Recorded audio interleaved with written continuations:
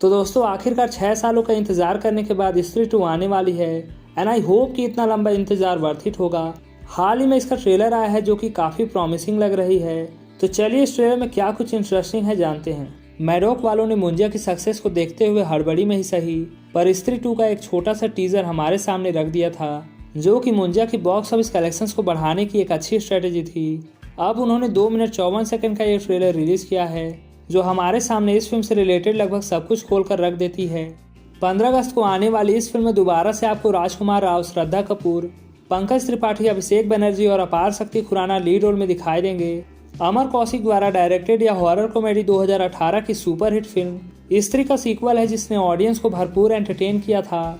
बात करें इस ट्रेलर की तो हाल के दिनों के ट्रेलर्स के मुकाबले ये फिल्म की कहानी को छुपाने का काम नहीं करती।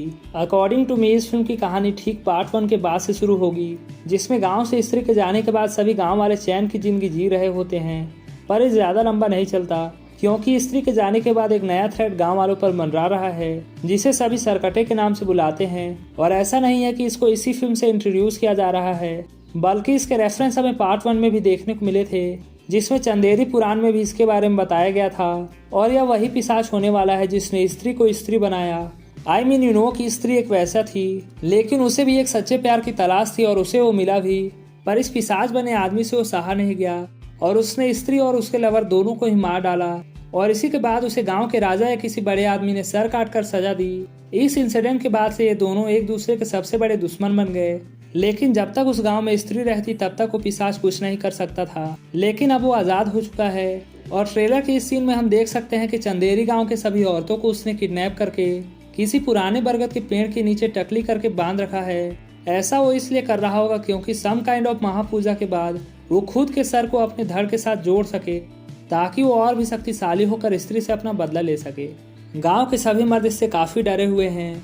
फिर हमें राजकुमार राव दिखाई देते हैं जो कि स्त्री को मदद के लिए बुलाते हैं और तभी एंट्री होती है श्रद्धा कपूर की। मैं आपको बता दूं कि इस फिल्म में श्रद्धा शुरू से ही स्त्री नहीं बल्कि एक विच हो सकती है जिसने पार्ट 1 के एंड में स्त्री के बालों को खुद के बालों के साथ मर्ज कर लिया था और शायद इसीलिए विकी को बुलाने पर वो आ जाती है। उसके बाद से वो और उसकी पूरी टीम मिलकर एक साथ सरकटे राक्षस का सामना करते दिखाई देंगे और इसी के बीच कई गुदगुदाने वाले जोक्स भी सुनने के लिए मिलेंगे जिसमें राजकुमार राव का वो कबीर सिंह और सूखा वर्जिन वाला जोक काफी मजेदार था। वहीं श्रद्धा कपूर हमेशा की तरह ही काफी खूबसूरत चुड़ैल दिखाई देती हैं। इसके अलावा इस फिल्म में अब की बार मैडॉक वालों ने अच्छा खासा खर्च किया है जिसमें सरकटे राक्षस का CGI मुंजिया से तो बढ़िया ही था। इसके अलावा कुछ लोगों का कहना था कि इसमें हॉरर का लेवल और ऊंचा होना चाहिए लेकिन शायद मेकर्स को लगता है कि कॉमेडी और हॉरर के मिक्सचर से इस यूनिवर्स की सभी फिल्में चलती आ रही हैं तो इसे बदलना क्यों। वैसे आपने ध्यान दिया होगा कि इस ट्रेलर में स्त्री, भेड़िया और मुंजिया को तो दिखाया गया लेकिन रूही को इस तरह से उठाकर फेंका है जैसे हम पुलाव से इलायची को फेंकते हैं। इसके अलावा कई रिपोर्ट्स के अकॉर्डिंग इसमें वरुण धवन के कैमियो रोल के बहुत हद तक चांसेस हैं। वहीं इस फिल्म में भी अक्षय कुमार का एक स्पेशल अपीयरेंस हो सकता है। अगर ऐसा हुआ तो अगस्त में 3 फिल्मों के बीच से आसानी से 200 करोड़ रुपए कमा लेगी। तो दोस्तों यही था मेरा ट्रेलर रिव्यू एंड ब्रेकडाउन। मैं तो इस फिल्म के लिए बहुत ही एक्साइटेड हूँ। क्या आप हैं? नीचे कमेंट करके जरूर बताना।